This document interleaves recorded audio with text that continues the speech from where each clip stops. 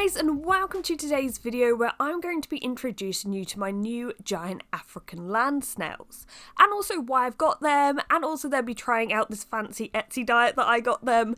We'll get to that in a moment, but first, why do I have so many snails? Well, I have a pink-tongued skink called Rex, and I found out that the frozen thawed snails I'd been given him were not helping him at all. He hadn't grown at all in months, and once I spoke to a breeder, we discovered actually he needs live snails to eat. They're the best for him, and since then he has, I think, over tripled his weight in just a month. Like, he has grown so much. So the snails' lives have not been in vain. They have contributed significantly to Rex's health and growth, but don't worry, there won't be any snail eating in this video. So anyway, at the beginning of this, I required snails, and there was a shortage of captive garden snails, feeder snails here in the UK, so I had to look for giant African land snails, because so many people have them, so many people's ones have tons of babies and need to get rid of them. So a friend of mine said, actually, I've got a ton of baby giant African land snails. My snails are always having babies. Give me some feeder boxes, I'll put some in for you, all good. So I was kind of expecting just tiny baby snails that I could just feed to him, but actually she wasn't sure if there was any actual snails in the shells, if that makes sense, because she had just found them in her adult snails tank and she wasn't really sure, so she gave me those, but she also gave me a few bigger ones just in case there weren't any in there. So unfortunately all those shells were empty. Rex did eat one of the smaller, bigger ones, but then I was able to get my hands on some other snails and it was all good, and I had actually just got far too attached to these guys. As you can tell, they're absolutely adorable. So what we decided was best is if I keep them and breed them. So hopefully in the future I will have an infinite amount of snails that I can feed Rex. If you are a snail lover, that might seem harsh, but pink-tongued skinks predominantly eat snails and slugs. And also it's a bit of population control because it's kind of inevitable that these snails will breed and produce a lot of babies. So instead of just freezing the eggs or crushing the babies and letting them go to waste, their life isn't going to be in vain. It's actually going to be contributing to Rex's health and his growth. So basically, I wasn't really expecting bigger snails, so that's why they're in this small tub, because this was actually going to be where all the baby snails were going to go. Since filming this, they have been moved into a bigger tub, and as they get bigger, they get into a bigger one. However, I haven't kept giant African land snails since I was, like, really young. And I imagine some of the care and the normal things people do has changed quite a bit. So I am open to your advice. Feel free to leave it in the comments below. What kind of enclosure would you recommend? Is this kind of tub enclosure fine? I've seen a lot of people say don't use heat sources. Just make sure the tank is somewhat warm and kept damp but not sodden. The room they're in is a reptile room, which is generally between 20 and 23 degrees all the time, but they also live above the tanks, so the heating from the light will keep them warm, especially in the evenings, from the deep heat projector. Just, it's not direct heat, but it's there. The main diets I've been feeding them, I have tried carrot. They don't eat a lot of it though. Romaine lettuce seems to be a favourite, and I also got this fancy food off of Etsy, which I'll show the unboxing now. Okay, so this is from an Etsy shop called Poppy's Snail Supplies. I'm not affiliated, I haven't been paid, I haven't been gifted anything. I've literally bought this myself. I don't even think they know who I am.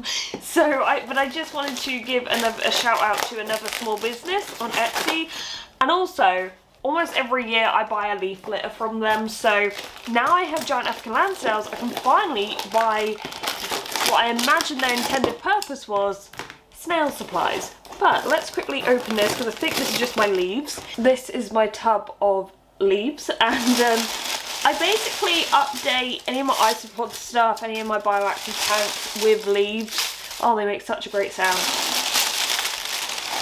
One day I just went kind of crazy and ordered a load of snail food, mineral blocks and all sorts, because I was like, I want to try a load of stuff out with the snails. So I actually forgot what I ordered. I know I got, let's see, this was, I think, a freebie as part of one of their deals. They had a spoon, some mineral blocks and a bowl, so that's really cool. Oh yeah, I ordered like a bunch of mineral blocks. They have courgette flavoured food, sweet potato. I did another sweet potato. I think I accidentally ordered 2, but this one comes with rose petals, spinach, mixed greens with hibiscus, mixed berry with nettle. It all smells very nice. So I've got the sweet potato and rose petal that I put in here. I've added a bit of water. I'm also going to add in one of the mineral stones, and let's just see what they think of it.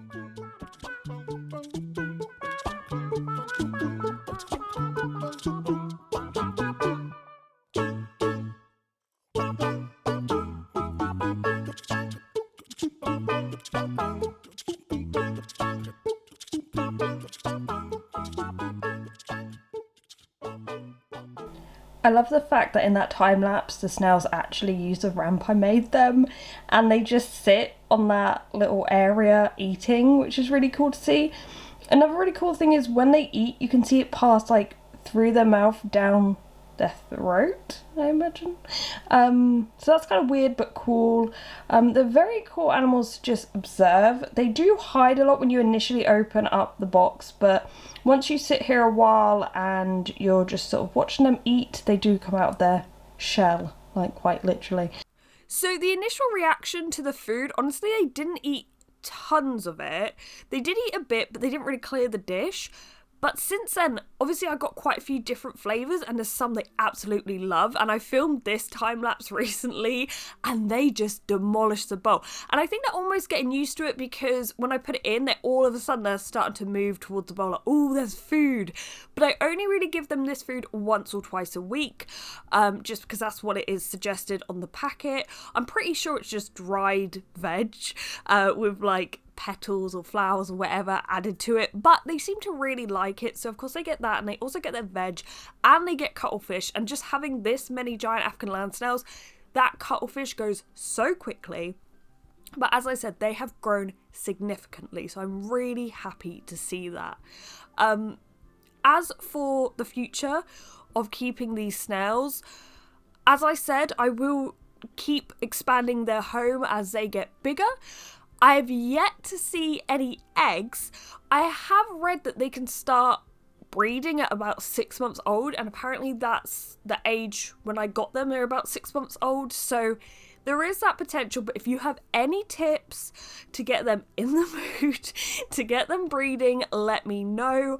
I have spent, it was costing me about £1.80, £2.20 a day to feed my skinks, just based on all the feeder snails I had to buy, and every snail I did buy, they were sold as feeder snails. I wasn't going into pet shops and buying a pet one and feeding it or whatever.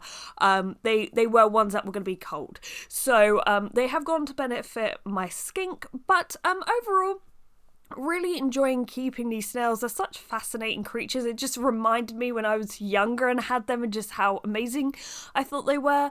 So yeah, I hope you've enjoyed this little video. Thank you for watching, and goodbye.